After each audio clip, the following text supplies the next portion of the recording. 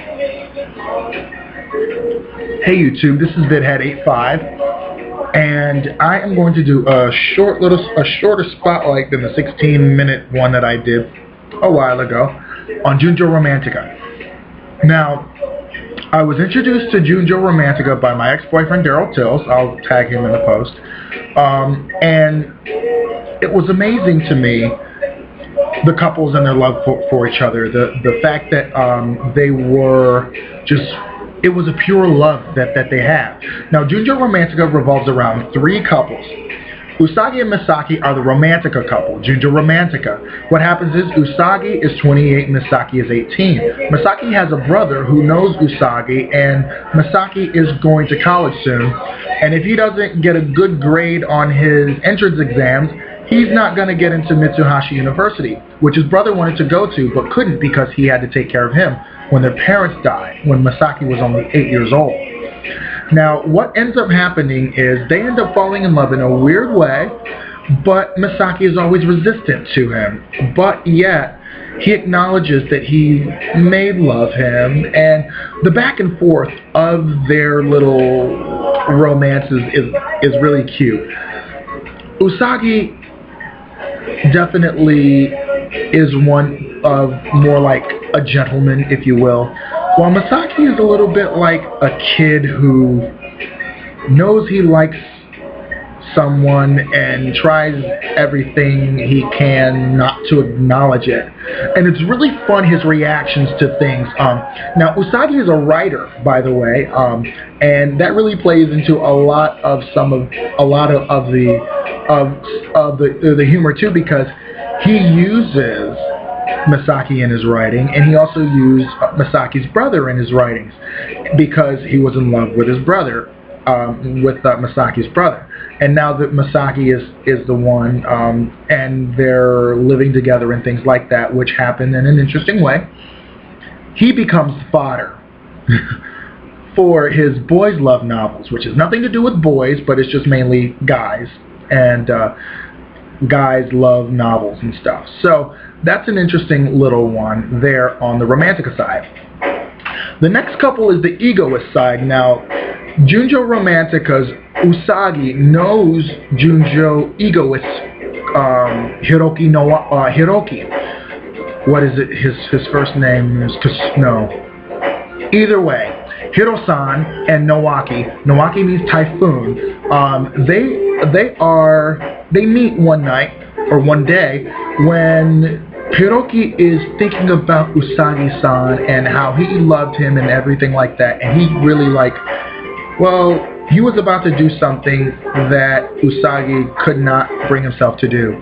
And by using himself as the substitute for the one he loved, Takahiro, who was Misaki's brother, he couldn't go through with anything. So what ended up happening is Hiroki is thinking about this when a rocket lands near him, and he goes over. He's basically brought over there to these three men who are CEOs, and they're doing a little rocket launch. Now, what happens is Nowaki kind of weasels his way into his life. He's trying to become a doctor. He's trying to become a successful individual. And what he wants to do, basically, he wants Hiroki. And he wants to be in a similar social position so that he can be worthy of Hiroki. Now, what ends up happening is they have a whirlwind romance, and it's really stormy. It's ego kind of building its way in there. So that's where the egoist part comes from. And it's funny too, because Daryl said that he loved this couple, mainly Hiroki, because Hiroki had a deeper voice than his top, which is kind of interesting too. Third couple is Junjou Terrace. Now, if Junjou Terrace doesn't come until the first season, 10th episode. So by that time, if you are watching them in succession, you may be thinking, okay, why are they coming in so late? However, theirs is decent too. Now, the Terrace part about it is this.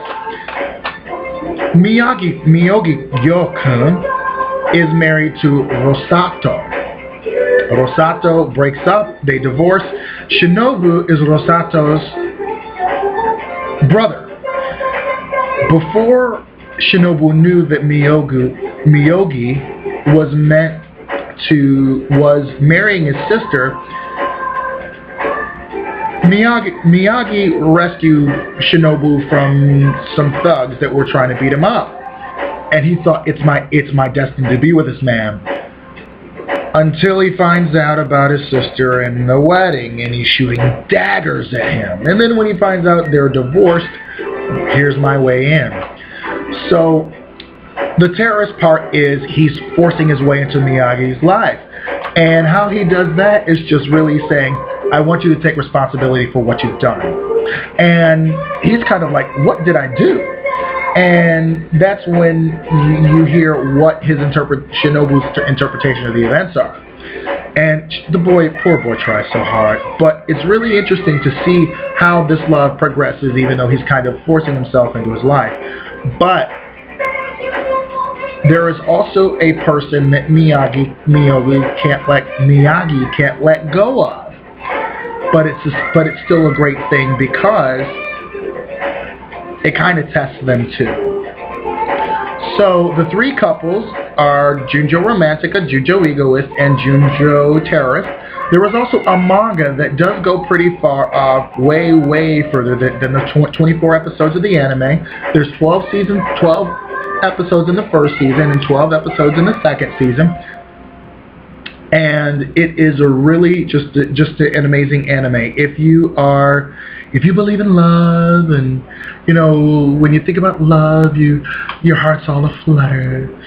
You'll definitely like this anime. But if that's something that you want, like real love, pure love, Junjou Romantica is definitely, which is translated. Junjou Romantica is pure love translated into Japanese. Or into English, from Japanese to English, and you should definitely enjoy that because it's just an amazing, wonderful anime. And I would definitely like to collect some of the mangas and check them out online. So that's my spot on Junjou Romantica. I will try and put a link to the first episode in the text box if I should remember that, since I am spotlighting it. But also I want you, after you see if you were to download Junjou Romantica, download the soundtrack too. The soundtrack is really awesome. So that's another thing.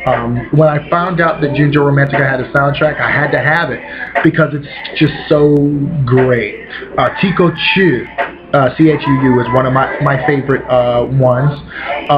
The Junjou Romantica theme, there's also One-Sided, but when you go through the list of the Junjou Romantica original soundtrack, you'll definitely see a lot of the great music that they have there as background. Have a great day, YouTube, and I'll see you later.